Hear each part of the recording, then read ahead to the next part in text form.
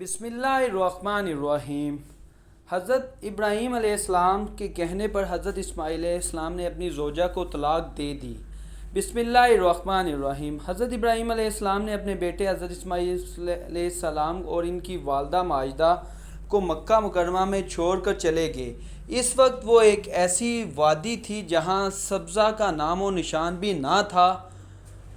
کہا جاتا ہے کہ حضرت ابراہیم علیہ السلام وقفے وقفے سے اپنی زوجہ محترمہ اور حضرت اسماعیل علیہ السلام سے ملاقات کے لیے مکہ مکرمہ آیا کرتے تھے۔ حضرت اسماعیل علیہ السلام جوان ہوئے تو ان کا نکاح قبیلے بنو جرہم کے ایک لڑکی سے ہوا۔ حضرت اسماعیل علیہ السلام نے شکار کرنے جاتے تھے، جو کچھ ملتا اسی سے گزر بسر ہوتا تھا۔ شکار کی ایک ایسی ہوائی روزی تھی کہ اگر شکار ہو جاتا تو کچھ مل جاتا اور اگر نہ ہوتا تو کچھ نہ ملتا۔ ایک مرتبہ حضرت اسماعیل علیہ السلام شکار کو گئے ہوئے تھے کہ پیچھے ان کے گھر حضرت ابراہیم علیہ السلام تشریف لائے۔ انہوں نے اپنی بہو سے پوچھا کہ سناؤ کیا حال ہے؟ وہ کہنے لگی بس زندگی گزر رہی ہے، کبھی شکار ملتا ہے اور کبھی نہیں ملتا، بہت تنگی کا وقت گزر رہا ہے، بہرحال گزارا ہو رہا ہے۔ اس نے اس طرح ناشکری کے الفاظ کہے۔ حضرت ابراہیم علیہ السلام نے پوچھا کہ میری مہمان نوازی کے لیے گھر میں کھانے پینے کی کوئی چیز ہے؟ تو بہو سے صاف انکار کر دیا۔ حضرت ابراہیم علیہ السلام نے کچھ دیر انتظار فرمایا اور پھر فرمایا اچھا اب مجھے واپس جانا ہے، جب تمہارے شوہر آ جائیں تو انہیں میرا سلام کہنا اور ان سے کہنا کہ تمہارے گھر کی چوکھٹ اچھی نہیں، اسے تبدیل کر لو۔ یہ کہہ کر وہ چلے گئے۔ وہ عورت حضرت ابراہیم علیہ السلام کی بات نہ سمجھ سکی۔ جب حضرت اسماعیل علیہ السلام گھر واپس آئے تو ان کی بیوی نے انہیں حضرت ابراہیم علیہ السلام کا پورا پیغام سنا دیا۔ وہ فرمانے لگے کہ وہ تو میرے والد گرامی تھے، میری ان سے ملاقات تو نہیں ہو سکی، البتہ وہ مجھے ایک پیغام دے گئے کہ گھر کی چوکھٹ اچھی نہیں ہے، اسے بدل دینا، یعنی تمہاری بیوی ناشکری ہے، اسے بدل لینا۔ تو ناظرین، حضرت اسماعیل علیہ السلام نے اپنی اس بیوی کو طلاق دے کر اسے فارغ کر دیا۔ کچھ عرصے بعد ایک اور قبیلے کی لڑکی کے ساتھ حضرت اسماعیل علیہ السلام کی شادی ہوئی۔ اب یہ عورت بڑی صابر شاکر تھی۔ سال دو سال کے بعد حضرت ابراہیم علیہ السلام پھر تشریف لائے، لیکن حسن و اتفاق سے اس بار حضرت اسماعیل علیہ السلام گھر پر موجود نہیں تھے۔ ان کی اہلیہ نے بتایا کہ وہ روزی کی تلاش میں گئے ہیں اور ابھی آئے ہی نہیں۔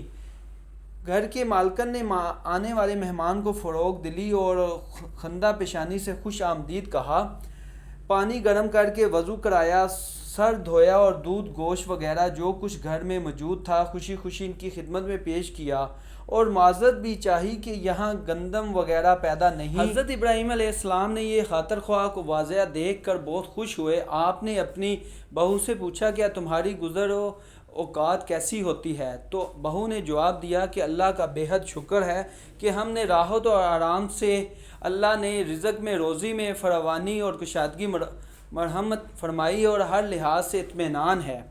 آپ نے دریافت کیا کہ تمہاری خوراک کیا ہے؟ جواب ملا گوشت۔ پوچھا پینے کو کیا ملتا ہے؟ تو خاتون نے بتایا کہ زمزم کا پانی۔ حضرت ابراہیم علیہ السلام نے انہیں خیر و برکت کی دعا دے کر پروردگار عالم سے ان کے لیے گوشت اور پانی کو اپنی برکتوں سے معمور فرمائے۔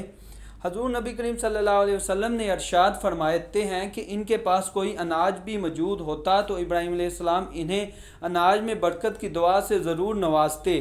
یہ کہ آپ کی دعا ہی کا کرشمہ ہے کہ مکہ کے باشندے گوشت اور پانی پر بڑی عمدگی سے گزارا کرتے ہیں، جبکہ دوسرے لوگ فقط گوشت اور پانی پر گزارا نہیں کر سکتے۔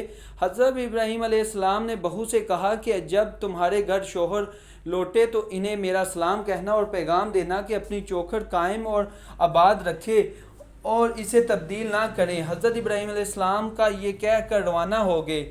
جب حضرت اسماعیل علیہ السلام گھر آئے تو باپ کی بھینک پا کر اپنی بیوی سے پوچھا کہ کیا کوئی آیا تھا؟ تو انہوں نے کہا ہاں، ایک خوبصورت بوڑھے سے صاحب آئے تھے۔ بیوی نے حضرت ابراہیم علیہ السلام کی بہت تعریفیں کیں اور کہا کہ وہ آپ کو پوچھتے تھے، میں نے کہہ دیا کہ وہ باہر گئے ہیں۔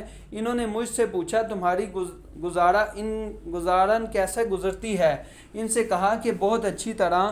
حضرت ابراہیم السلام نے پوچھا کیا ان بزرگ نے کچھ اور بھی فرمایا؟ تو بیوی نے بتایا کہ ہاں، آپ کو سلام کہا اور یہ کہا کہ آپ کے دروازے کی چوکھٹ بہت عمدہ ہے، اس کو حفاظت سے رکھنا۔ جب حضرت علیہ السلام نے یہ پیغام سنا تو وہ بہت بڑے خوش ہوئے اور کہنے لگے کہ وہ میرے والد گرامی تھے اور وہ مجھے پیغام دے رہے تھے کہ تم ایک اچھی بیوی ہو، مجھے تمہاری قدر کرنی ہے اور تمہیں زندگی بھر اپنے ساتھ رکھنا ہے۔